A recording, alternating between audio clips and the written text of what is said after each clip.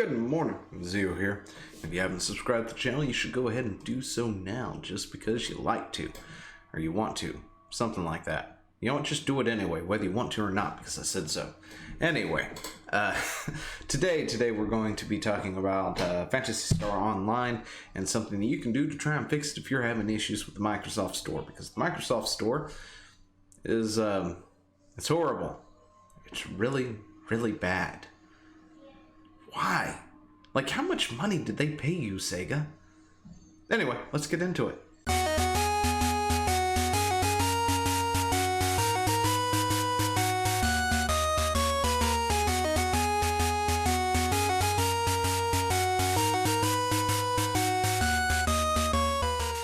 But first, some self-shilling, because yes. Anyway, if you want to come and join me and you can actually get Phantasy Star Online to work or whatever, or actually are working on it and playing, and you want to play with me and other people, you should join us over on Ship 1. Right here on the screen is my ID and the ship that we are on. If you come and join it, if you hadn't, played it yet or whatnot, come and join us. There are perks. We get little badge thingies, which I just realized that I can't actually do this now with my first character for reasons. Anyway,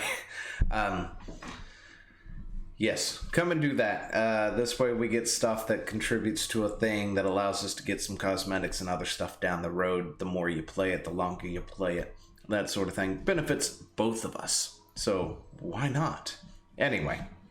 So aside from that, if you're having problems with Phantasy Star Online too, we've talked about it in the past now.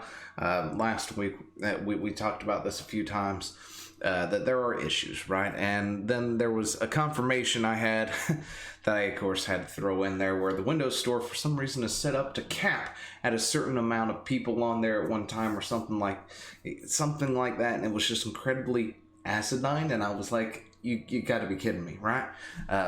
Tilting head sideways and all this other good stuff and going, no. Really?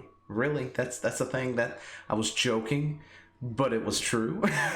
So, that's a thing. If you're still having issues, there are other issues along with it, like, for instance, Phantasy Star Online uninstalling itself or uninstalling the Windows store parts of the files, which of course prevents it from wanting to apparently load up properly, among other stuff. And then there's the whole it won't uninstall.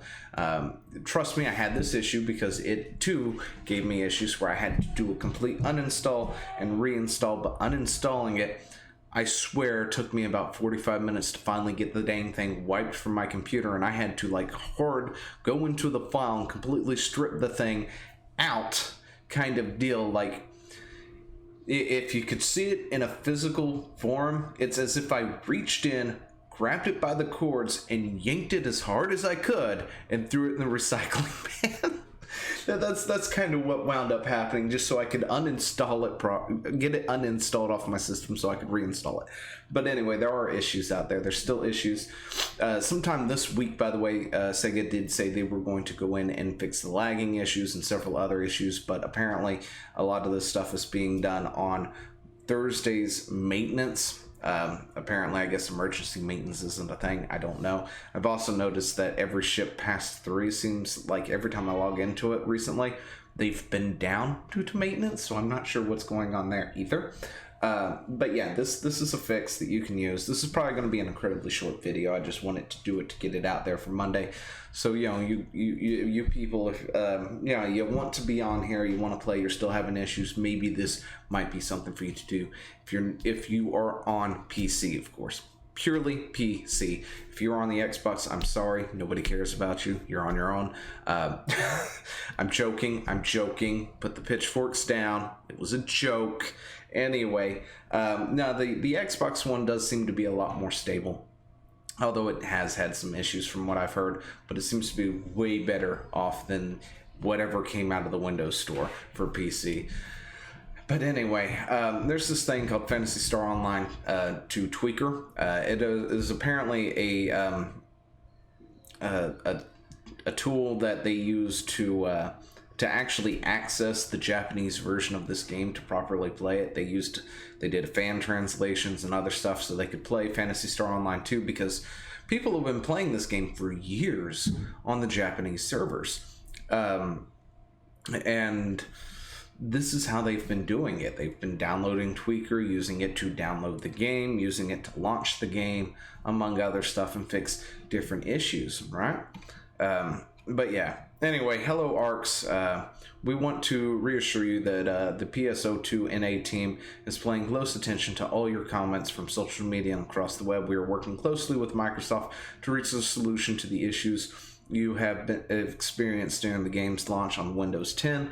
We deeply apologize for the inconvenience and negative experience some of you have had when trying to download and install the game. Please know that we are working hard to solve these problems and that we appreciate your patience. And that was a statement, of course, from Phantasy Star Online, from Sega, back in May 28th, a couple of weeks ago, last week, something like that, where they are aware of the issues. And then they did go through and they made a few other blog posts where they talked about how the Microsoft Store apparently has a cap on how many people can access it at one time or whatever, like a hard, straight up cap of people trying to download and things, and it got hit.